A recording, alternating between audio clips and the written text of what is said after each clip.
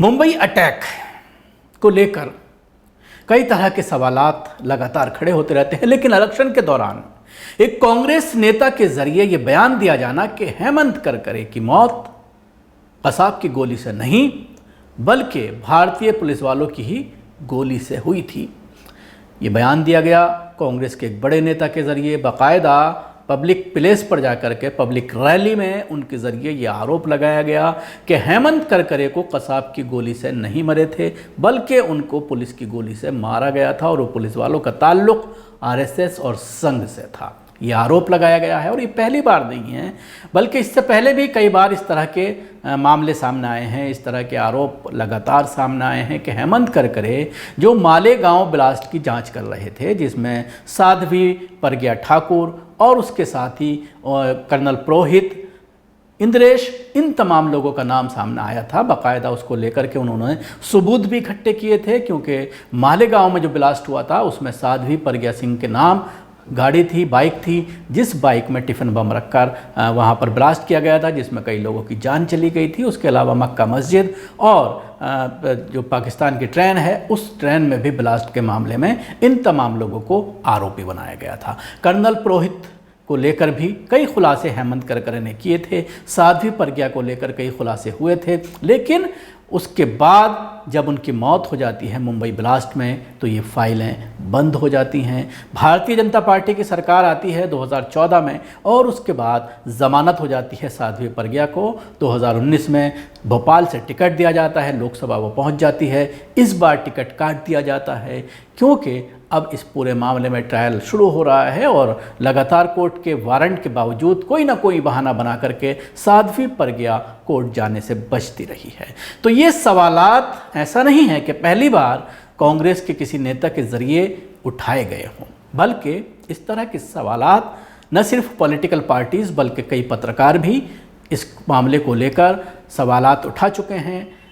कटघरे में खड़ा किया जा चुका है इस पूरे केस को लेकर के, क्योंकि जिस केस की निष्पक्ष जांच की जा रही थी, जिस केस में बाकायदा फाइनल रिपोर्ट लगाई जा चुकी थी हेमंत करकरे के ज़रिए, और जो चार्जशीट थी उस चार्जशीट में सबूत के साथ इन तमाम लोगों का, जिनका मैंने अभी जिक्र किया, इन तमाम लोगों को आरोपी बनाया गया था। तो रास्ते से हटाने के लिए ये हेमंत करकरे को गोली मारी गई, ये बात जो है लगातार कई लोगों के ज़रिए कही गई है। लेकिन जिस तरह से मुंबई हमले में जो फाइनल रिपोर्ट आई थी, कसाब का बयान आया था, उन तमाम चीज़ों के आधार पर इस मामले को लेकर के जो है भारतीय जनता पार्टी लगातार कांग्रेस के ऊपर जो है हमले करती है। और इसमें जिस तरह से बार बार हेमंत करकरे को मारने के लिए पुलिस वालों को जिम्मेदार ठहराया जाता है, जिनका ताल्लुक आरएसएस और संघ से था, और वो इस मामले को छुपाने के लिए, इस मामले को दबाने के लिए हेमंत करकरे को मारा गया, ये आरोप लगातार लगाया जाता है। अब ये बयान जो हालिया आया है वो भी इलेक्शन के दौरान, तो इस पर सियासत तेज़ हो गई है। कांग्रेस नेता विजय वडेट्टीवार महाराष्ट्र कांग्रेस के बड़े नेता हैं और विधानसभा में विरोधी पक्ष नेता विजय वडेट्टीवार का एक बड़ा दावा सामने आया है, जिसके बाद सियासत गर्मा गई है। विजय वडेट्टीवार ने कहा है कि आईपीएस अधिकारी हेमंत करकरे को गोली किसी आतंकी की नहीं लगी थी बल्कि आरएसएस समर्थित पुलिस अधिकारी की थी। इस चीज़ को छुपाया गया और देशद्रोही उज्जवल निकम है, देशद्रोही को टिकट दिया गया। जो सवाल उठता है कि क्या बीजेपी देशद्रोहियों को समर्थन देने वाली पार्टी है? दरअसल बीजेपी ने उत्तर मध्य मुंबई से इस बार पूनम महाजन का टिकट काटकर उज्जवल निकम को उम्मीदवार बनाया है।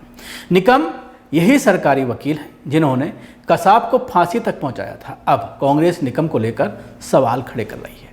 निकम के सामने कांग्रेस ने वर्षा गायकवाड़ को उम्मीदवार बनाया है। विजय वडेट्टीवार के बयान के बाद हंगामा खड़ा हो गया। महाराष्ट्र के डिप्टी सीएम और बीजेपी नेता देवेंद्र फडणवीस ने पलटवार किया है। उन्होंने कहा है कि हमने उज्जवल निकम और जैसे देशभक्त को टिकट दिया है। तो ये विरोध पक्ष कांग्रेस एनसीपी के नेता कहते हैं कि उज्जवल निकम ने अजमल कसाब की बदनामी की, जब इनको चिंता किस बात की है? अजमल कसाब की, जिसने मुंबई में आकर बम विस्फोट की।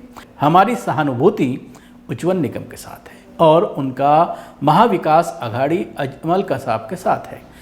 तो मैं निर्णय लेना है कि किसके साथ खड़े रहना है।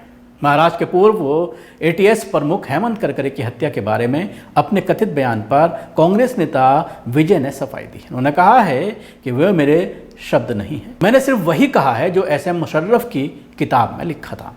वहां पर हेमंत को गोली मारे जाने की जानकारी थी। बताया गया कि आतंकवादियों की गोली नहीं लगी थी। बीजेपी नेता शहजाद पूनावाला ने कहा कि अब समझ में आ रहा है कि कांग्रेस पार्टी के लिए सीधे पाकिस्तान से दुआएं क्यों हो रही हैं। कांग्रेस पार्टी के महाराष्ट्र के सबसे वरिष्ठ नेता और विपक्ष के नेता विजय पाकिस्तान को 26/11 पर क्लीन चिट दे रहे हैं। वे कहते हैं कि शहीद हेमंत करकरे की हत्या पाकिस्तान के आतंकवादियों ने नहीं बल्कि हिंदुओं ने की है और उसे छिपाने का काम उज्ज्वल निकम ने किया था। उन्होंने कहा वही उज्ज्वल निकम जिन्होंने राष्ट्रहित के लिए अपनी वकालत के माध्यम से आतंकियों को और पाकिस्तान प्रायोजित आतंकवाद को फांसी के तख्ते पर पहुंचाया, उस उज्ज्वल निकम को वे देशद्रोही कहते हैं। देशद्रोही तो वो हैं जो नक्सलियों को शहीद करते हैं, जो सेना को बलात्कारी कहते हैं। कांग्रेस पार्टी आज राष्ट्र नीति और राष्ट्र सुरक्षा जैसे मुद्दों पर भी जिस प्रकार से वोट बैंक की राजनीति कर रही है, ये उनके विरोध को दिखाता है। तो ये इस तरह के बयानात भारतीय जनता पार्टी इस पूरे मामले को लेकर सवालात खड़े कर रही है और कांग्रेस पर आक्रामक हो गई है। कांग्रेस के नेता ने भी अपने इस बयान का स्पष्टीकरण ऐसे मुशर्रफ की किताब को लेकर कर दिया है कि उनके ज़रिए जो बात कही गई है। और इससे पहले भी एक बड़े जर्नलिस्ट की किताब आ चुकी है 9/11 RSS की साजिश, इसको लेकर भी, क्योंकि इस किताब के विमोचन में कांग्रेस के कद्दावर नेता दिग्विजय सिंह मौजूद थे, जिसके बाद कई सवालात खड़े किए गए थे और RSS को इस किताब को लेकर के बड़ी दिक्कत हुई थी, बड़ी परेशानी हुई थी। लेकिन सवालात तो अपनी जगह हैं कि आखिर हेमंत करकरे को गोली कैसे लगी, ये अपने आप में एक जांच का विषय है और जो टाइमिंग थी उसको लेकर सवालात ज़रूर किए जाते हैं।